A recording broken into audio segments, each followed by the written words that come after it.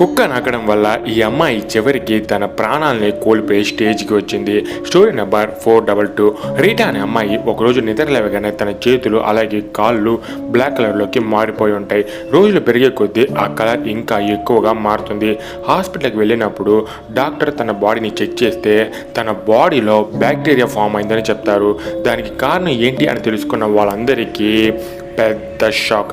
Rita తను ఒక కుక్కను పెంచుకుంటూ ఉండేది. ఆ కుక్క డైలీ రీటా కాలుని చేతులను నాకుతూ ఉండేది. కానీ రీటా కాలులో ఒక గాయం ఉంది.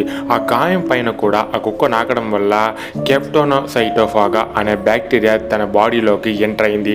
ఇది ఇలానే ఉంటే తను చనిపోతుందని డాక్టర్స్ ఆపరేషన్ చేసి తన 2 చేతులను అలాగే తన 2 కాళ్ళను కూడా కట్ చేస్తారు.